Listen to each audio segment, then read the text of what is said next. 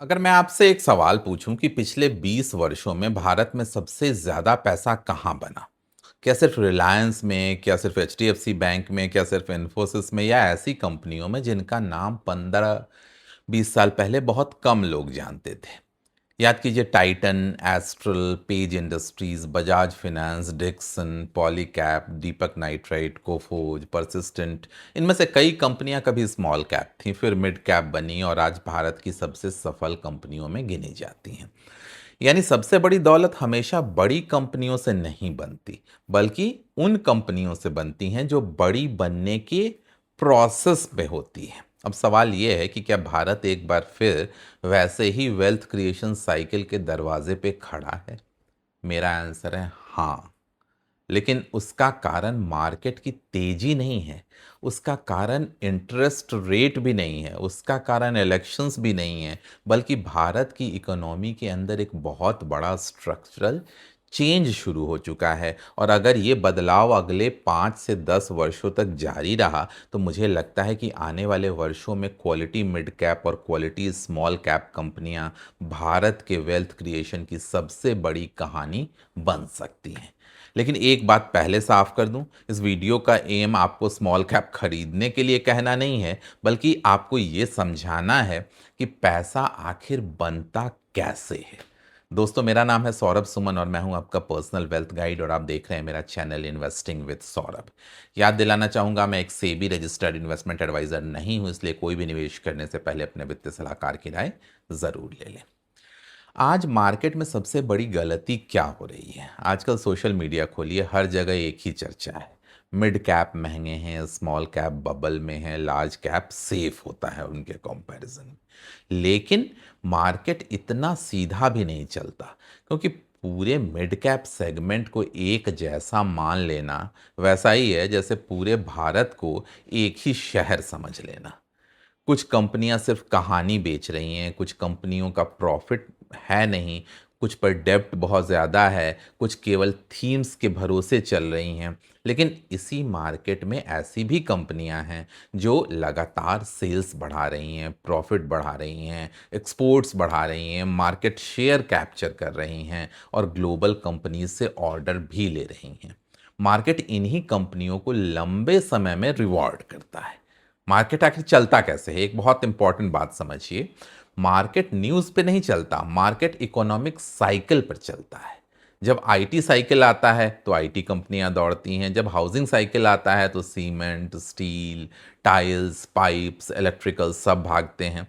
जब credit cycle आता है तो बैंक और एनबीएफसी आगे निकल जाते हैं, और जब मैन्युफैक्चरिंग साइकिल शुरू होता है तो capital goods, industrial companies, engineering, automation, EMS, power equipments, railway suppliers, medical devices, defence manufacturer जैसे इन सब की कमाई कई वर्षों तक तेजी से बढ़ सकती है।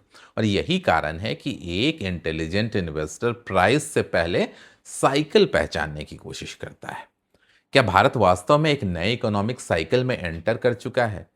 यहीं से पूरी कहानी शुरू होती है। अगर आप पिछले 10 वर्षों को देखें तो भारत की ग्रोथ का बड़ा हिस्सा कंजम्पशन ड्रिवन था। लोग खरीद रहे थे, बैंक लोन बढ़ रहे थे, हाउसिंग बढ़ रही थी, डिजिटल इकोनॉमी बढ़ रही थी। लेकिन अब तस्वीर बदल रही है। अब भारत सिर्फ कंजम्पशन इकोनॉमी नहीं रहना चाहता, भारत मैन्युफैक्चरिंग इकोनॉमी भी बनना चाहता है, और यही सबसे बड़ा बदलाव है। आज मैं देश में इलेक्ट्रॉनिक फैक्ट्रीज लग रही हैं, इंडिया में सेमीकंडक्टर इकोसिस्टम तैयार हो रहा है, डिफेंस मैन्युफैक्चरिंग बढ़ रही है, रिन्यूएबल एनर्जी तेजी से बढ़ रही है, बैटरी मैन्युफैक्चरिंग शुरू हो रही है, डेटा सेंटर्स बन रहे हैं, इंडस्ट्रियल पार्क्स डेवलप हो रहे हैं। पीएलआई स्कीम के माध्यम से सरकार मैन्युफैक्चरिंग को बढ़ावा देने की कोशिश भी कर रही है। अब एक बात सोचिए, अगर देश में नई फैक्ट्रियां बनेंगी तो सबसे पहले किसे फायदा होगा? मशीन बनाने वाली कंपनियों को, इलेक्ट्रिकल इक्विपमेंट्स बनाने वाली कंपनियों को, इंडस्ट्रियल ऑटोमेशन कंपनियों को, पावर इक्विपमेंट्स वाली कंपनियों को, कंस्ट्रक्शन इक्विपमेंट कंपनियों को, इंडस्ट्रियल केमिकल्स बनाने वाली कंपनियों को, टेस्टिंग और सर्टिफिकेशन देने वाली कंपनियों को, लॉजिस्टिक प्रोवाइड करने वाली कंपनियों को, यानी पूरी सप्लाई चेन को। और इनमें से अधिकांश कंपनियां लार्ज कैप नहीं हैं इन सेक्टर्स में। कैपेक्स शब्द इतना महत्वपूर्ण क्यों है? मैं चाहता हूं आज के बाद आप सिर्फ एक शब्द कभी मत भूलिए और वो है कैपेक्स। कैपेक्स यानी कैपिटल एक्सपेंडिचर, यानी नई क्षमता बनाने पर होने वाला खर्च। नई फैक्ट्रियां, नई मशीन, नए रोड, नए रेलवे, नया एयरपोर्ट, नई पावर ट्रांसमिशन लाइन, नया डेटा सेंटर, नया पोर्ट कैपेसिटी। जब भी कोई देश कैपेक्स बढ़ाता है तो उसका असर एक दो साल नहीं बल्कि कई वर्षों तक दिखाई देता है। और यही कारण है कि दुनिया के सबसे बड़े निवेशक कैपेक्स साइकिल को बहुत सीरियसली देखते हैं। हाल के इकोनॉमिक सर्वेज बताते हैं कि भारत में औद्योगिक गतिविधि को सार्वजनिक निवेश, निर्माण गतिविधि और मैन्युफैक्चरिंग की मांग का समर्थन, सपोर्ट मिल रहा है, जबकि निजी कैपेक्स भी धीरे धीरे ब्रॉड बेस हो रहा है। दुनिया भी बदल रही है और भारत को भी इसका फायदा मिल सकता है। केवल भारत को मत देखिए, पूरी दुनिया के होराइजन में देखिए। दुनिया में तीन बदलाव हो रहे हैं। पहला, एक तो आर्टिफिशियल इंटेलिजेंस का, दूसरा एनर्जी ट्रांजिशन का, और तीसरा जियोपॉलिटिकल रीअलाइनमेंट। एआई के लिए डेटा सेंटर चाहिए, और डेटा सेंटर के लिए क्या चाहिए? पावर। पावर के लिए क्या चाहिए? सब लिंक्ड है, आपको पहचानने की जरूरत है। पावर के लिए क्या चाहिए? Transmission line. ट्रांसमिशन लाइन के लिए क्या चाहिए? इक्विपमेंट्स। इक्विपमेंट्स के लिए क्या चाहिए? मैन्युफैक्चरिंग सेक्टर्स का पार्टिसिपेशन। और मैन्युफैक्चरिंग सेक्टर के लिए क्या चाहिए?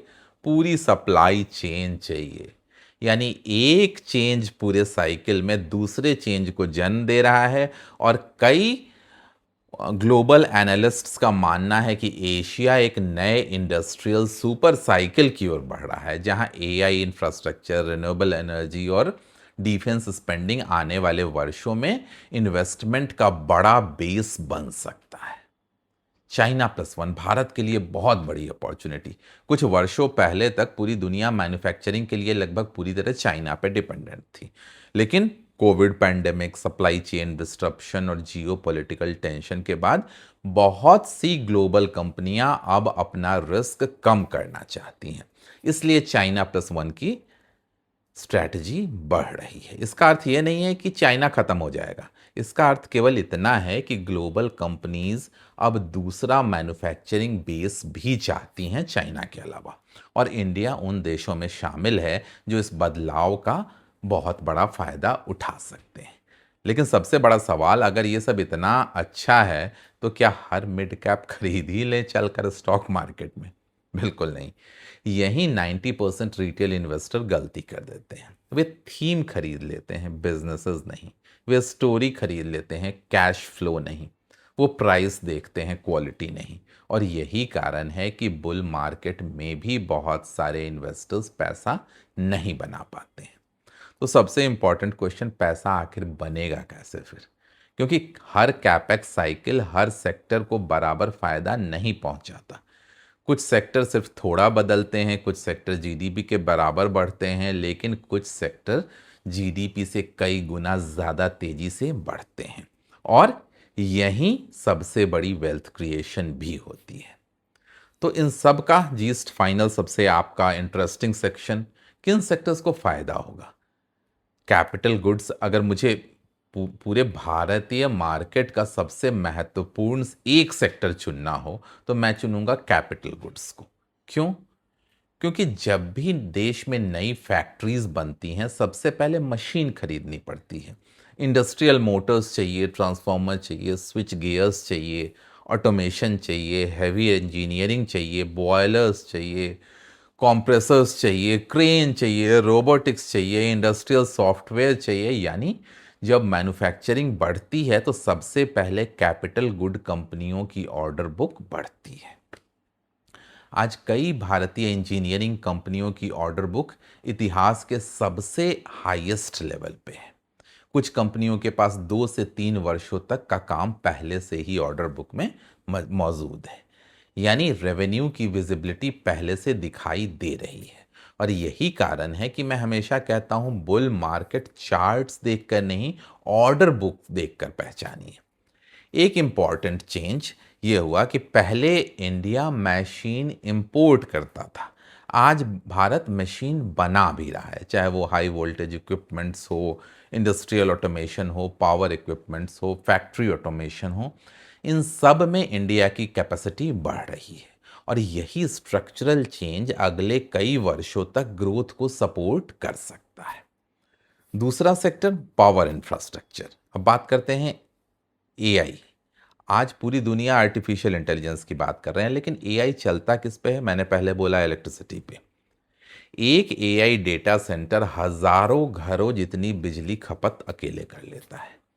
अब सोचिए, अगर दुनिया भर में डेटा सेंटर्स बनेंगे तो ट्रांसमिशन लाइंस कौन बनाएगा, ट्रांसफॉर्मर्स कौन बनाएगा, ग्रिड इक्विपमेंट्स कौन बनाएगा, सब स्टेशंस कौन बनाएगा, स्विच गियर्स कौन बनाएगा। यही कारण है कि पावर इंफ्रास्ट्रक्चर सिर्फ भारत की कहानी नहीं बल्कि पूरी दुनिया की कहानी बन चुकी है और मुझे लगता है कि अगले कई वर्षों तक power equipments, transmission, grid modernisation और स्मार्ट इंफ्रास्ट्रक्चर बहुत मजबूत थीम रह सकते हैं। तीसरा सेक्टर जो बढ़ेगा, डिफेंस मैन्युफैक्चरिंग।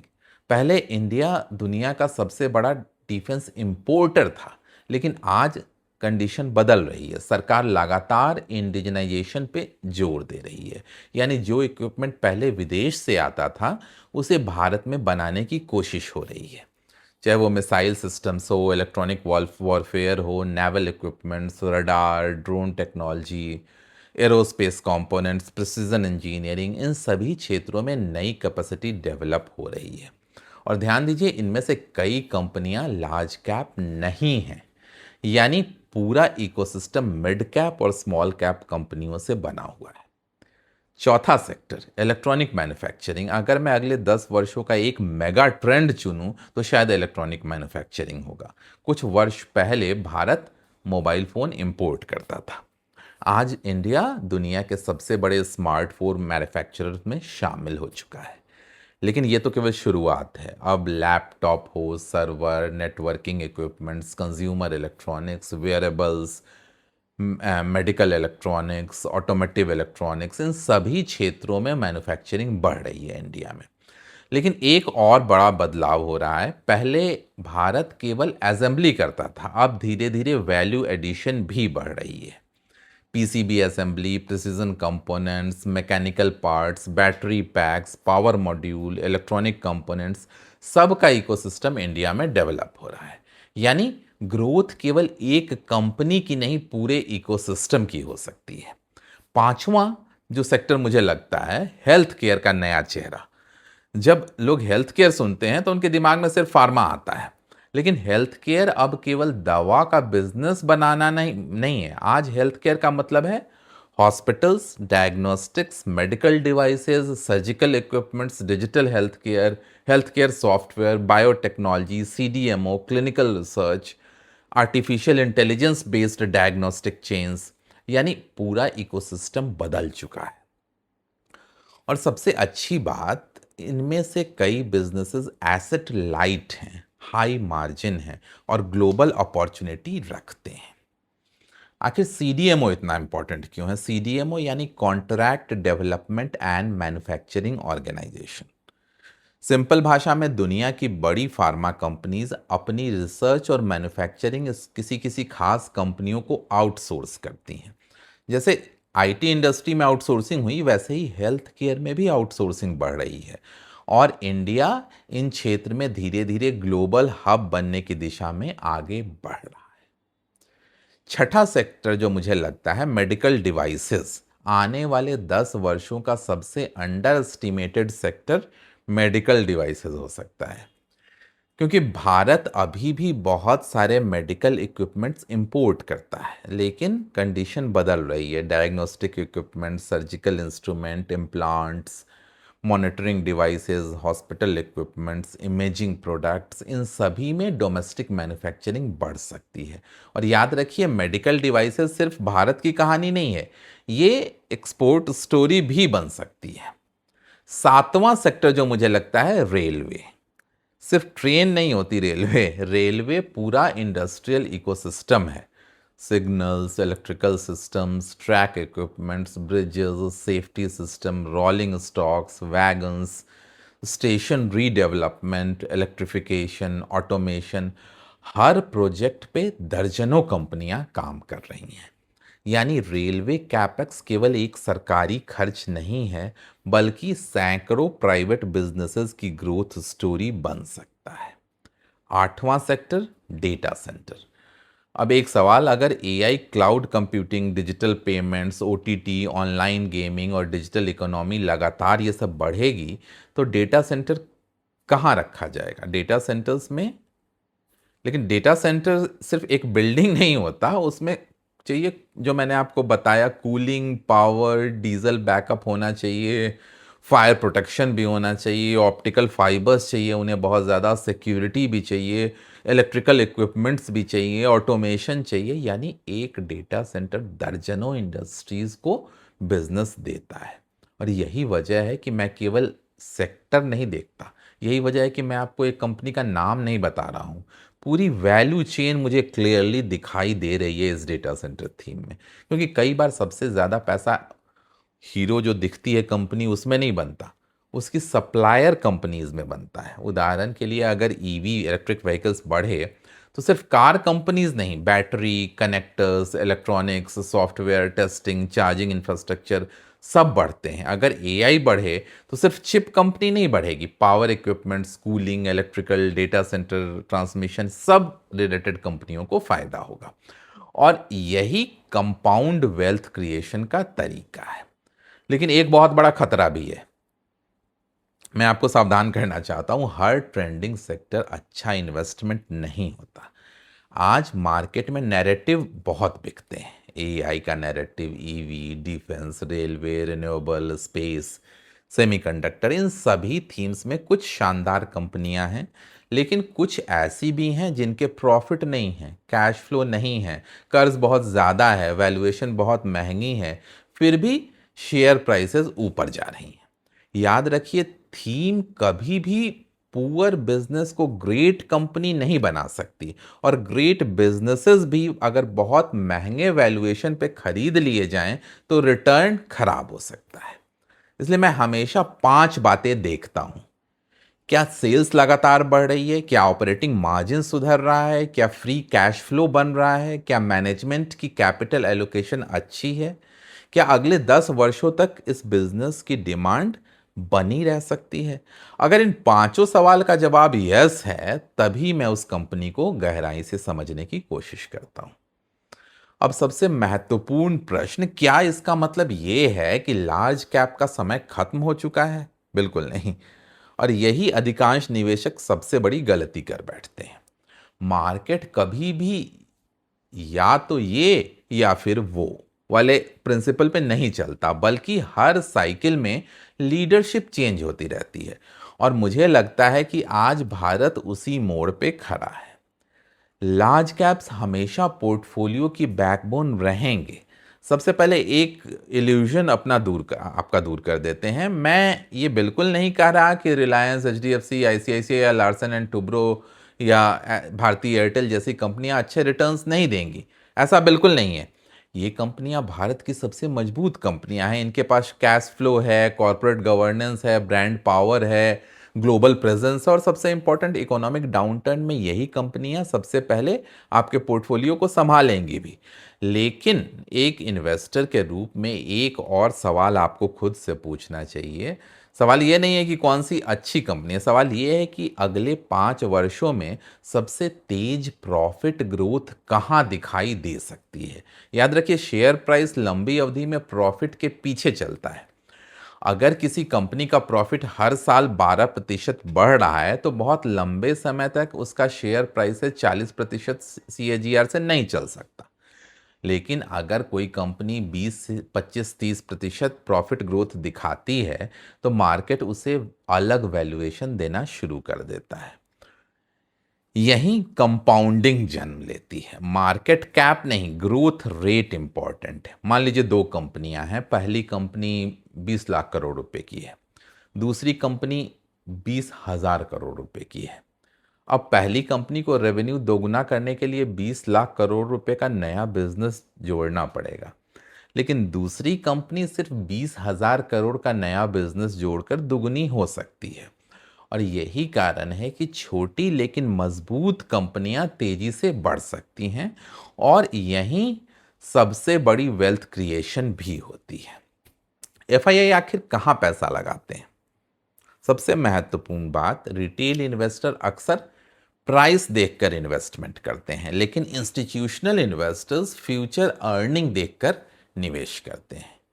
आज नहीं, 2 से 5 साल आगे की सोचते हैं और अगले 5 वर्षों में किस सेक्टर को प्रॉफिट पूल सबसे तेजी से बढ़ सकता है, किस इंडस्ट्री में कैपेसिटी एक्सपेंशन हो रही है, कहाँ डिमांड स्ट्रक्चरल है, कहाँ केवल टेम्पररी डिमांड है। इसलिए जब रिटेल इन्वेस्टर न्यूज़ पढ़ रहा होता है तो इंस्टीट्यूशनल इन्वेस्टर्स फैक्ट्री विजिट्स कर रहे होते हैं, मैनेजमेंट से मिल रहे होते हैं, ऑर्डर बुक समझ रहे होते हैं, एक्सपोर्ट पाइपलाइन देख रहे होते हैं और सप्लाई चेन को स्टडी कर रहे होते हैं। स्मार्ट मनी हमेशा नॉइज नहीं, ट्रेंड देखता है। अगर आप दुनिया के सबसे सफल निवेशकों को देखें तो उन्होंने कभी भी हर महीने पोर्टफोलियो नहीं बदला, उन्होंने ट्रेंड पकड़ा और उस ट्रेंड के साथ कई वर्षों तक टिके रहे। पीटर लिंच ने ग्रोथ कंपनियां खोजी, वॉरेन बफे ने क्वालिटी बिजनेसेस खोजे, राकेश झुनझुनवाला ने भारत की कंजम्पशन स्टोरी पहचानी, राधाकृष्ण दमानी ने रिटेल रिवॉल्यूशन को पहचाना। हर महान निवेशक एक बात समान करता है, सेम है उन सब में। अगर देखें, वो थीम नहीं खोजता, वो बिजनेसेस खरीदता है। आज भारत में प्रॉफिट साइकिल बदल रहा है। अब एक ऐसी बात जिस पर बहुत कम चर्चा हो रही है, कॉर्पोरेट प्रॉफिट साइकिल। जब किसी देश में कॉर्पोरेट प्रॉफिट्स जीडीपी से तेज बढ़ने लगता है तो इक्विटी मार्केट कई वर्षों तक अच्छा परफॉर्म कर सकता है। क्यों? क्योंकि ultimately share market corporate profits का ही रिफ्लेक्शन होता है। अगर प्रॉफिट नहीं बढ़ेंगे तो इंडेक्स भी लंबे समय तक नहीं बढ़ सकता है, लेकिन अगर प्रॉफिट्स लगातार बढ़ते हैं तो मार्केट नई ऊंचाइयां बना सकता है। मुझे लगता है इंडिया धीरे धीरे उसी दिशा में आगे बढ़ रहा है। एक और बदलाव जिसे लोग नजरअंदाज कर देते हैं, भारत की ग्रोथ मुख्य रूप से कंजम्पशन बेस्ड थी। अब ग्रोथ के इंजन्स बढ़ रहे हैं। कंजम्पशन तो है ही, manufacturing, export, digital economy, defence, infrastructure, renewable energy, AI infrastructure, electronics, medical technology, इन सभी इंजन्स के एक साथ चलने का मतलब है इकोनॉमी अधिक डाइवर्सिफाइड हो रही है और डाइवर्सिफाइड इकोनॉमी लंबे समय तक ग्रोथ बनाए रखने में कैपेबल होती है। लेकिन सबसे बड़ा खतरा कहाँ है? अब मैं आपको एक ऐसी बात बताना चाहता हूँ जो शायद इस पूरे वीडियो का सबसे इंपॉर्टेंट हिस्सा है। आज मार्केट में क्वालिटी की नहीं, थीम्स की चर्चा ज़्यादा हो रही है। कोई कह रहा है एआई खरीद लो, कोई कह रहा है रेलवे खरीद लो, कोई कह रहा है डिफेंस खरीद लो, कोई कह रहा है पावर खरीद लो। लेकिन सिर्फ थीम देखकर निवेश करना सबसे खतरनाक स्ट्रैटेजी हो सकती है, क्योंकि हर थीम में कुछ अच्छी कंपनियां होंगी, कुछ बेहद कमज़ोर कंपनियां भी होंगी। अगर केवल थीम्स देखकर इन्वेस्टमेंट किया तो पॉसिबल है कि आप गलत कंपनी चुन लें। वैल्यूएशन कभी मत भूलिए, एक शानदार कंपनी भी आपका गलत इन्वेस्टमेंट हो सकती है अगर आप उसे बहुत महंगे वैल्यूएशन पे खरीद लेंगे। मान लीजिए कोई कंपनी 25% की दर से प्रॉफिट बढ़ा रही है, लेकिन उसका वैल्यूएशन पहले ही भविष्य के अगले 10 वर्षों को की ग्रोथ को प्राइस इन कर चुका है, तो प्रॉफिट बढ़ने के बावजूद रिटर्न एवरेज रह सकते हैं। दूसरी ओर अगर कोई मजबूत कंपनी रीजनेबल वैल्यूएशन पे मिले तो वहीं से सबसे अच्छी कंपाउंडिंग की शुरुआत भी हो सकती है। Great company and great investment दोनों अलग अलग चीज़ें हैं। हिस्ट्री हमें क्या सिखाती है? भारत के शेयर मार्केट की हिस्ट्री देखिए, हर दशक अपना नया लीडर चुनती है। एक समय ITI, infrastructure, private banks, consumptions, speciality chemicals का वक्त आया, इलेक्ट्रॉनिक मैन्युफैक्चरिंग सेक्टर्स, फिर डिफेंस। लीडरशिप बदलती रही, लेकिन एक चीज़ कभी नहीं बदली, क्वालिटी हमेशा विनर रही। मेरा इन्वेस्टमेंट फ्रेमवर्क क्या है? किसी भी कंपनी में निवेश करने से पहले मैं सिर्फ 5 सवाल अपने आप से पूछता हूँ। क्या ये इंडस्ट्री अगले 10 वर्षों तक बढ़ सकती है? क्या कंपनी अपने कॉम्पिटिटर्स से बेहतर है? क्या मैनेजमेंट ईमानदार और कैपिटल एफिशिएंट है? क्या बिजनेस फ्री कैश फ्लो बना रहा है? और क्या वैल्यूएशंस इतने महंगे तो नहीं हैं कि भविष्य का रिटर्न पहले ही प्राइस इन कर चुके हों? अगर इन पांचों सवाल का आंसर हाँ है, तभी मैं उस पर सीरियसली कॉन्सिडर करता हूं। अगला multibagger TV channel breaking news बनकर नहीं आएगा, वो धीरे धीरे अपना मार्केट शेयर बढ़ाता है, फैक्ट्रीज बनाता है, एक्सपोर्ट बढ़ाता है, प्रॉफिट बढ़ाता है, कैश फ्लो बढ़ाता है, और एक दिन पूरा मार्केट उसकी तरफ देखने लगता है। अब सबसे बड़ा सवाल एक इन्वेस्टर को करना क्या चाहिए? क्या सारी लार्ज कैप बेच दें? क्या पूरा पैसा स्मॉल कैप में लगा दें? क्या केवल एक सेक्टर खरीद लें? या कुछ और करना चाहिए? मेरे अनुसार यहीं सबसे ज़्यादा गलतियां भी होती हैं। मार्केट में पैसा स्टॉक चुनकर नहीं, डिसिप्लिन से बनता है। अगर पिछले 25 वर्षों की इन्वेस्टमेंट जर्नी से एक बात सीखा है मैंने, तो वो ये है कि मार्केट सबसे ज़्यादा रिवॉर्ड सबसे ज़्यादा इंटेलिजेंट इन्वेस्टर को नहीं करता, बल्कि सबसे ज़्यादा पेशेंट इन्वेस्टर को रिवार्ड करता है। नॉलेज जरूरी है, रिसर्च जरूरी है, लेकिन पेशेंस उससे भी ज़्यादा ज़रूरी है। सबसे पहले अपना पोर्टफोलियो एक बिजनेस की तरह सोचिए। मैं हमेशा कहता हूं, आप शेयर्स नहीं खरीद रहे हैं, आप बिजनेसेस खरीद रहे हैं। जब आप कोई दुकान खरीदते हैं, तो क्या रोज उसकी कीमत पूछते हैं? नहीं। आप देखते हैं कस्टमर्स बढ़ रहे हैं या नहीं, प्रॉफिट बढ़ रहा है या नहीं, बिजनेस एक्सपैंड कर रहा है या नहीं। लेकिन शेयर मार्केट में लोग हर 5 मिनट में प्राइस देखने लगते हैं, और सबसे बड़ी गलती यहीं शुरू हो जाती है। प्राइस और वैल्यू में फर्क समझिए। मार्केट हर दिन प्राइस बताता है, लेकिन वैल्यू धीरे धीरे बनती है। अगर प्राइस नीचे आ जाए तो इसका मतलब ये नहीं है कि बिजनेस खराब हो गया, और अगर प्राइस ऊपर चला जाए तो इसका मतलब ये नहीं है कि बिजनेस शानदार हो गया। प्राइस इमोशन से चलता है, वैल्यू अर्निंग से बनती है, और लंबी अवधि में प्राइस हमेशा अर्निंग का पीछा करता है। कंपाउंडिंग का असली रहस्य है, हर कोई कंपाउंडिंग की बात कर रहा है, लेकिन बहुत सारे कम लोग कंपाउंडिंग का असली मतलब समझते हैं। कंपाउंडिंग सिर्फ रिटर्न का नाम नहीं है, कंपाउंडिंग समय का नाम है। मान लीजिए एक कंपनी लगातार 20% की दर से प्रॉफिट बढ़ा रही है। पहले साल प्रॉफिट बढ़ेगा, दूसरे साल उस बढ़े हुए प्रॉफिट पर फिर ग्रोथ होगी, तीसरे साल उससे भी बड़ा प्रॉफिट बनेगा। यानी ग्रोथ ग्रोथ को जन्म देती है, और यही कंपाउंडिंग है। और यही कारण है कि बड़े इन्वेस्टर ट्रेडिंग नहीं, होल्डिंग करते हैं। लेकिन होल्डिंग का मतलब ब्लाइंडली किसी शेयर को रखना नहीं है। कुछ लोग कहते हैं मैं लॉन्ग टर्म इन्वेस्टर हूं, इसलिए कुछ भी खरीद लूंगा, बेचूंगा नहीं, रख लूंगा खरीद के। ये भी गलत है। बिजनेसेस अगर खराब हो जाए, मैनेजमेंट बदल जाए, कॉरपोरेट गवर्नेंस खराब हो जाए, इंडस्ट्री ही खत्म होने लगे, डेट लगातार बढ़ जाए, या प्रॉफिट गिरता चला जाए, तो फिर निर्णय बदलना चाहिए। लॉन्ग टर्म का मतलब ब्लाइंड टर्म नहीं होता। अगले 5 वर्षों में किन बातों पे सबसे ज्यादा ध्यान दूंगा? मैं चुनूंगा क्या कंपनी का मार्केट शेयर बढ़ा है, क्या प्रॉफिट सेल्स बढ़ रही है, क्या रिटर्न ऑन कैपिटल लगातार मजबूत हो रहा है, क्या मैनेजमेंट कैपिटल का सही उपयोग कर रहा है, और पांचवी बात, क्या ये बिजनेस 2035 में भी रेलिवेंट रहेगा? अगर इन पांचों सवाल का आंसर हाँ है, तो ऐसी कंपनियां मेरे वॉच लिस्ट में रहेंगी। सबसे बड़ा वेल्थ क्रिएटर कौन होगा? अगर कोई मुझसे पूछा जाता है अगला मल्टी बैगर कौन होगा, मेरा उत्तर हमेशा एक ही होता है, मुझे नहीं पता अगला मल्टी बैगर कौन होगा। लेकिन मुझे इतना ज़रूर पता है कि अगला मल्टी बैगर किसी मजबूत इंडस्ट्री से आएगा, उसका मैनेजमेंट अच्छा होगा, उसका डेट कम होगा, उसका कैश फ्लो मजबूत होगा, और वो अपने कॉम्पिटिटर से तेजी से बढ़ रहा होगा। मल्टी बैगर लकी गेस से नहीं बनते हैं, वे स्ट्रॉन्ग बिजनेसेस से बनते हैं। एक बात जो रिटेल इन्वेस्टर को हमेशा याद रखनी चाहिए कि कोई सेक्टर हर जगह न्यूज़ में आने लगे, हर यूट्यूब चैनल उसे उसकी बात करने लगे, हर व्हाट्सएप ग्रुप में उसी स्टॉक की चर्चा होने लगे, तो संभव है कि मार्केट उस अच्छी खबर का बड़ा हिस्सा पहले ही प्राइस इन कर चुका है। बड़े इन्वेस्टर्स भीड़ के पीछे नहीं जाते, भीड़ से पहले ट्रेंड पहचानने की कोशिश करते हैं। भारत की सबसे बड़ी ताकत क्या है? सबसे महत्वपूर्ण हिस्सा, भारत की सबसे बड़ी ताकत सिर्फ जीडीपी नहीं है, सिर्फ पॉपुलेशन नहीं है, सिर्फ डेमोग्राफिक्स नहीं है। भारत की सबसे बड़ी ताकत है एस्पिरेशन।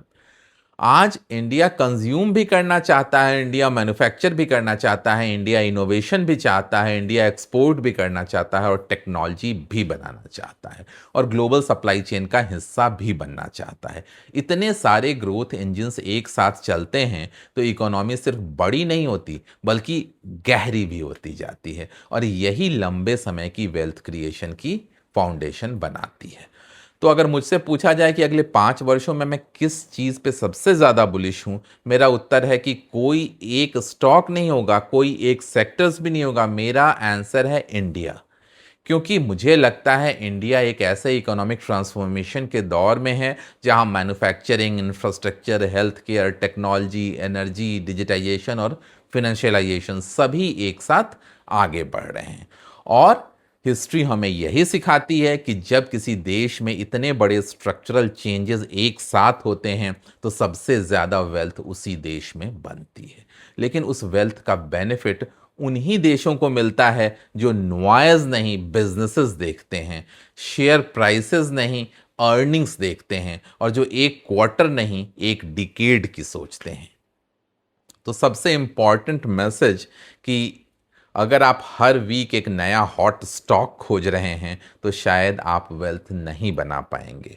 लेकिन अगर आप हर साल कुछ बेहतरीन बिजनेसेस खोजते हैं और रीजनेबल वैल्यूएशंस पे उन्हें खरीदते हैं और पेशेंस रखते हैं तो पॉसिबल है कि 10 वर्षों बाद आप पीछे मुड़कर देखें और महसूस करें कि सबसे बड़ा रिटर्न किसी एक स्टॉक में नहीं बल्कि आपके पेशेंस ने दिया। अगर आपको ऐसा लगता है कि इन्वेस्टिंग सिर्फ टिप्स का खेल नहीं है बल्कि बिजनेस समझने की आर्ट है तो इस चैनल को सब्सक्राइब कर देना, वीडियो को लाइक कर लेना।